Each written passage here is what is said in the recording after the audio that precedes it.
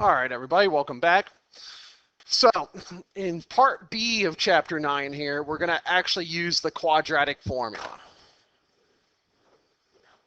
Now, the quadratic formula is a formula that, on this case, this is something that you're going to have to actually know. So, it's just like the discriminant. In fact, it uses the discriminant here. It uses these values of A, B, and C again, only now we're going to plug it into a different formula. So first of all, we need to remember discriminant, b squared minus 4ac. And what I'm going to do is once you know the discriminant, the quadratic formula says x equals, so I'm going to solve for x. And it's a little long. It's negative b plus or minus, so that's going to be two operations, one with addition, one with subtraction. The square root of that discriminant that you found earlier, all over 2 times a. So we're going to add in a couple more options, but this is all based upon that discriminant. It's all based on that value that you just found several times. So that's how we're going to solve the rest of these. We're going to find the discriminant. That's going to tell me how many answers I should get for this, and then I'm going to go ahead and plug it into the rest of the formula. So let's take a look. Oh, let's start with 34. Just like always, my first step is equals 0, because just like before, we're going to find the discriminant first.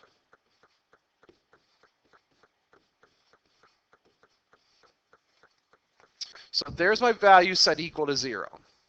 So the discriminant in this case, again, we need the discriminant anyway, so we're going to solve that.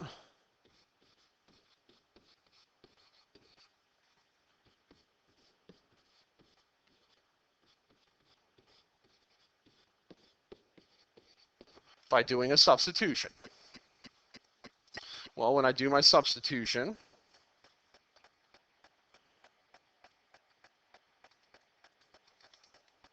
I get 244 as my discriminant. Now, even though it doesn't ask for the discriminant, now's a good place to pause for a second and remind myself that I should get 2 answers now. 2 real answers because my discriminant was positive. So it's important to remember that the discriminant is really telling me something here. But in this case, I want to actually find those answers. So what do? Well, I'm going to come down here and do quadratic formula. So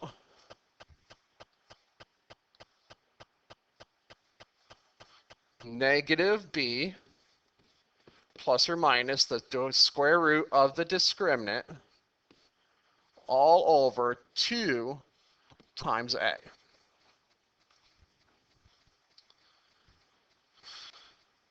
All right, now you should be able to write these in simplest form. However, in this course, I'm going to allow you to put this as a decimal. So we're not going to actually simplify this radical. Well, I guess we should probably pause on that. I guess we should probably do both ways.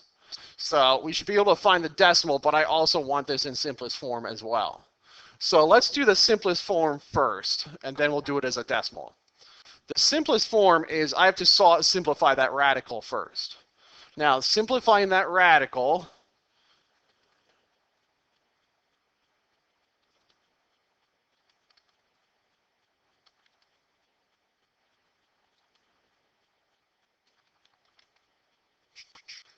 I'm going to end up with a couple things. First of all, I'm going to make that first 2 positive.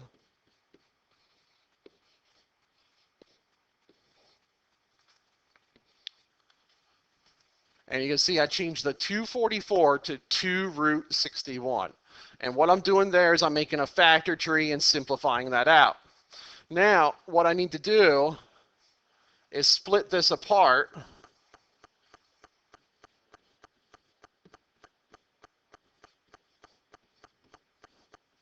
like so, and then simplify both fractions. And this is actually my answer in simplest form. Okay. Now, the decimal answer would be to simply plug that in to my calculator and get a decimal approximation.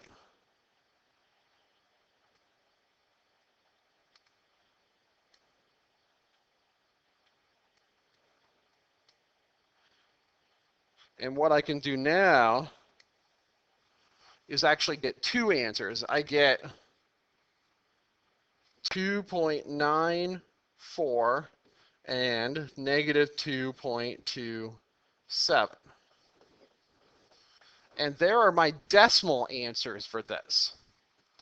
So be prepared to be able to do both ways.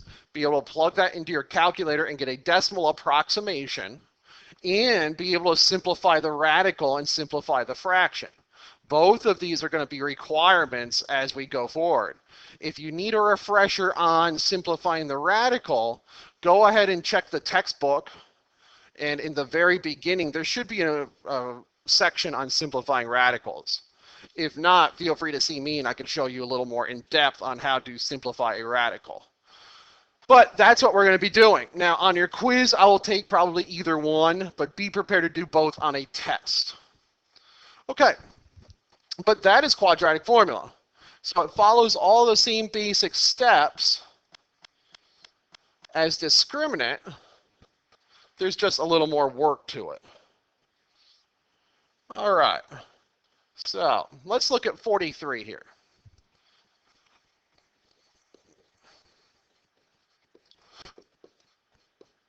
Okay, my first step is to set it equal to 0. And that's what I've done by subtracting 2 from both sides. My next step is to find the discriminant. So b squared minus 4 times 6 times negative 2. And I'm going to calculate that as 57. So that tells me that my final answer should be 2 answers, because I'm going to get 2 numbers. Now I'm going to do quadratic formula.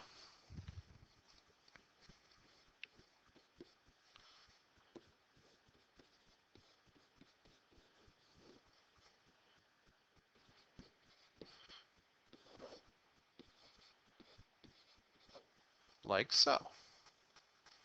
Now, here, if I'm going to do simplest form is almost done because 57 doesn't simplify. So I'm left with 3 plus or minus 57 over 12. I do want to split that up.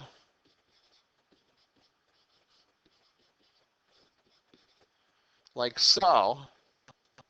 So that finally I can write 1/4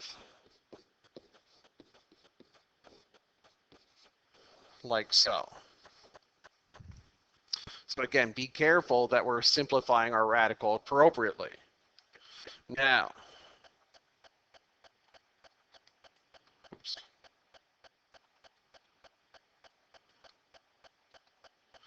If I use a decimal,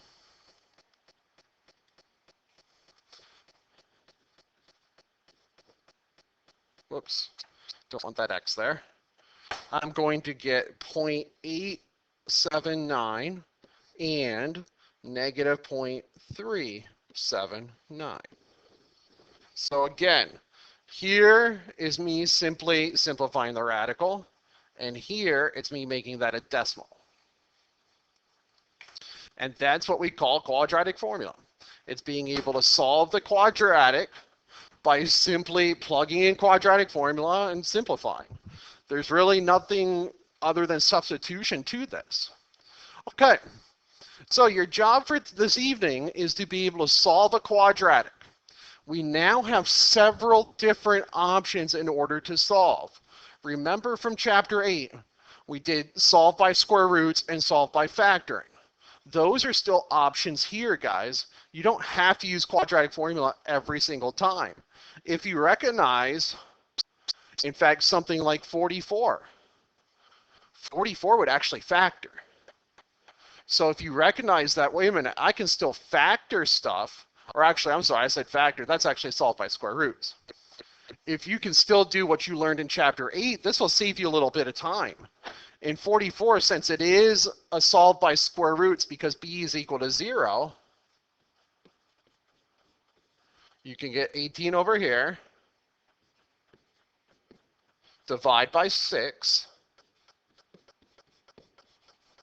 and then square root both sides to get your answer immediately rather than finding a bunch of decimals each time. So don't forget that those are still options. Now you can make the square root of 3 a decimal if you wanted to. Okay, as you can see, we got a bunch in a row here. 45 is also a b equals 0. 46 is a b equals 0. So all of those could be done by square roots. Wow, there's a lot of these. Look, 52 and 54, and so on. Try to find a factoring one for you.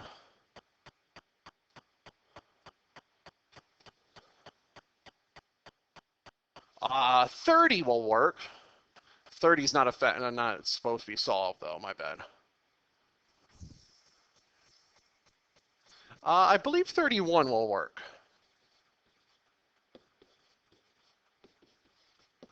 Okay.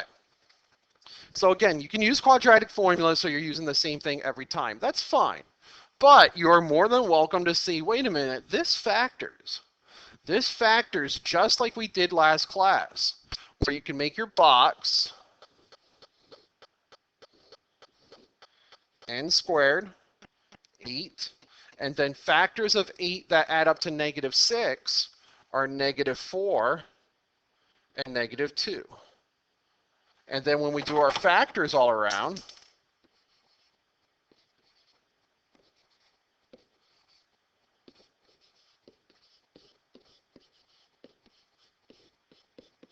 there it is factored out. Now, just like when we solve for factoring,